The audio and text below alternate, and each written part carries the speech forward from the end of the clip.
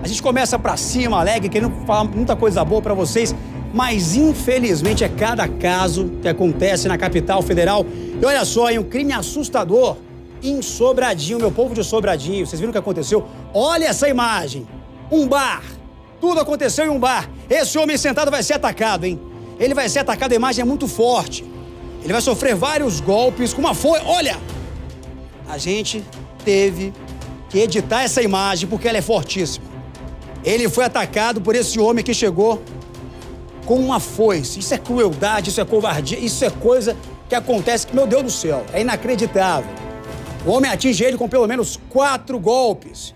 E mesmo caído, a gente vai rever a imagem, mesmo caído no chão, desacordado, esse bandido criminoso, meu povo do DF, do entorno, você acompanhando nossa audiência maravilhosa ao vivo, ele atinge de novo esse cara. É um milagre. É um milagre, porque esse homem que foi agredido, pessoal, ele não morreu.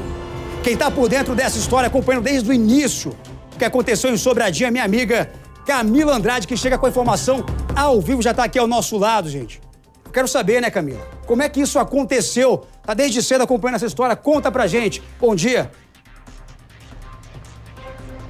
Bom dia, Cadengue, para você, para todo mundo que está acompanhando o nosso Balanço Geral. O Elcimar Barreiros, que tem 56 anos, nasceu de novo, né? Como a gente viu aí nas imagens, infelizmente a gente não consegue mostrar a íntegra, porque é um crime realmente muito cruel. Ele estava ontem, por volta das 9 horas da noite, sentado nesse bar, que fica ali na quadra 3 de Sobradinho 1, bem próximo aqui da delegacia, quando então esse outro homem chega por trás e com essa foice, esse equipamento aí, ele acaba golpeando ele já fica desacordado nesse primeiro golpe, cai no chão e ainda assim esse agressor continua desferindo contra ele vários golpes. Imagina a situação, Cadengue, as pessoas que estavam ali naquele bar ficam muito assustadas, elas correm, mas também, claro, chamam o socorro, tanto a polícia militar como também o SAMU. Inclusive, Cadengue, logo depois de tudo isso, esse agressor, ele gritava muito, falava ali ameaças para essa vítima, ele foge no carro dele e aí as pessoas que estão ali pensam que o seu Mineiro, como ele é conhecido lá na região, morreu depois de receber todos esses golpes.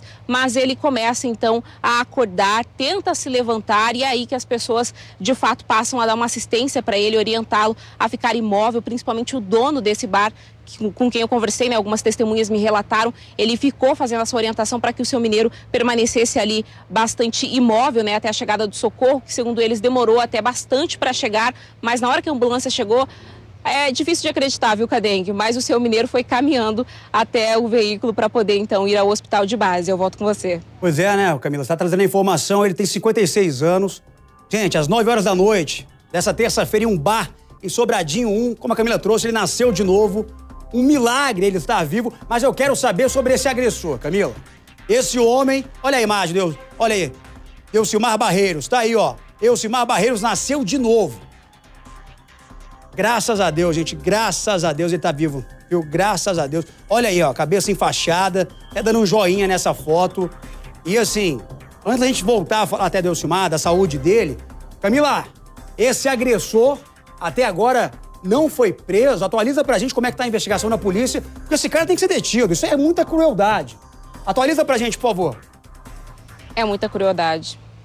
Pois é, eu conversei com uma das testemunhas, ela chegou ali instantes depois, estava no comércio ao lado, então ela ouviu o barulho e aí saiu para fora para ver a confusão toda e já se deparou com o seu Mineiro caído no chão.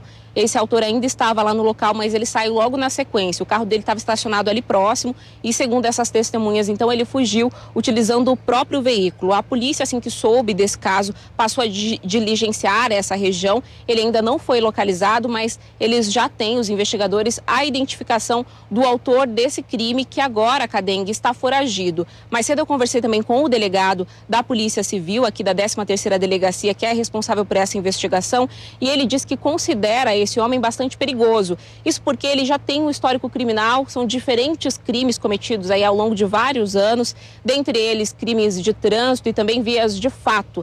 Ele deu uma entrevista para a gente, vamos ver o que mais o delegado disse.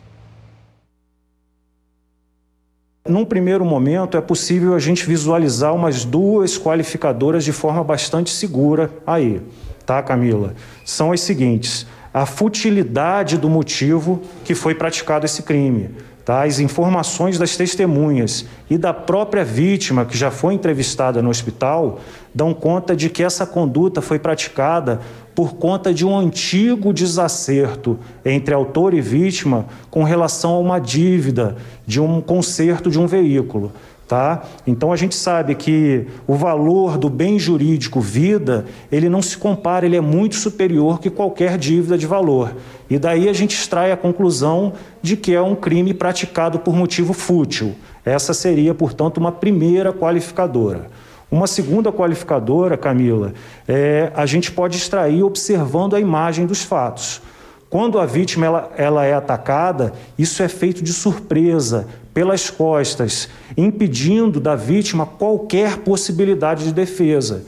Isso denota uma maior reprovabilidade da conduta do agente e tudo isso vai ser considerado tanto ao longo da investigação como ao longo do processo para que, ao final, ele responda de forma adequada por essa conduta que ele cometeu. A gente poderia estar falando também sobre o meio cruel? Também é possível visualizar nessa situação a crueldade do meio, seja pelo instrumento utilizado, uma foice, seja pela repetição de golpes praticados contra uma zona vital, o pescoço da vítima. Então é possível também falar da crueldade desse crime, o que qualifica o homicídio tentado. As informações que a gente tem até o momento, Camila, dizem respeito à identificação positiva do autor. A gente já sabe quem ele é. Todavia, esse indivíduo está foragido. Já diligenciamos no sentido de tentar capturá-lo e ainda não obtivemos êxito. Em breve, teremos essa resposta à sociedade, mas o que eu posso te dizer até agora é que ele já está identificado. Observando os antecedentes registrados aqui nessa delegacia, a gente pode observar que é um indivíduo com uma personalidade voltada para o crime. Tá? São crimes de trânsito, crimes contra a honra de terceiros. Então, existem sim antecedentes criminais que já são bastante eloquentes com relação à personalidade desse indivíduo ser voltada para o crime. A pena prevista para o homicídio qualificado é de 12 a 30 anos. E aí, ao final, se de fato for verificada a condição da tentativa, isso ocorre como um redutor. Mas a pena em abstrato prevista para isso é de 12 a 30 anos. A gente está monitorando a vítima, ela ainda está hospitalizada. Tá? Já conseguimos fazer uma entrevista com ela no hospital. Informações que nós temos é que esse estado de saúde é estável, embora ela tenha sido submetida a uma cirurgia. Ela entrou para uma cirurgia agora, melhor dizendo, tendo em vista uma lesão provocada pela conduta do autor na data de ontem. Olha só, gente, 11 horas e 59 minutinhos, você ao vivaço acompanhando esse caso. Entrevista concedida aí pelo delegado Mauro Machado, a Camila que está ao vivo com a gente aqui. É inacreditável. É inacreditável. Graças a Deus, esse senhor aí, ó, foi atingido covardemente em um bar em Sobradinho, gente. Sobradinho 1, aconteceu aqui no DF. Ele está vivo. Ele foi atingido por uma foice. Tudo por conta de uma dívida, de um conserto de um carro. E esse outro cidadão com várias passagens já, crimes de trânsito, condutas violentas, segue foragido. Camila, você que está acompanhando desde cedo essa história, eu não sei se você tem o nome desse foragido, desse agressor, mas a gente pede, claro, também, né? Nesse momento em que ele está foragido, que a polícia possa até fornecer logo a identidade dele, a identificação dele, para que ele possa ser preso. A gente mostra cada história, cada imagem, mas essa é uma das imagens mais fortes que a gente mostrou nos últimos tempos, viu, gente? Nos últimos tempos. É uma crueldade o que esse cara fez. Você chamou muito bem a atenção do delegado, né? O meio cruel também pode ser aí adicionado a essa denúncia contra esse homem, né?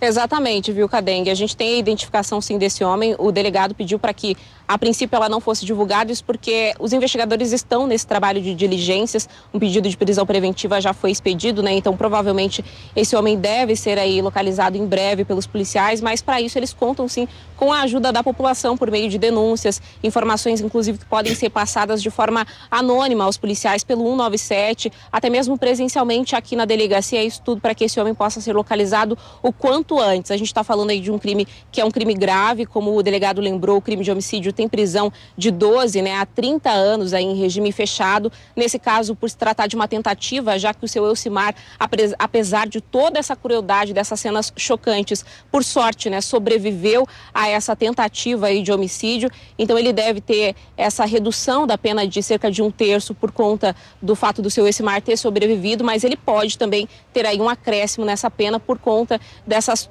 qualificadoras todas que o delegado citou, né? O fato dele ter agido pelas costas, não ter dado a chance do seu Elcimar se defender, o fato do meio cruel e dentre outras tantas razões, como bem explicou o delegado. Então é um homem perigoso e agora a polícia conta com a colaboração da população para que ele possa ser localizado e detido e assim possa responder na justiça por esse crime tão cruel.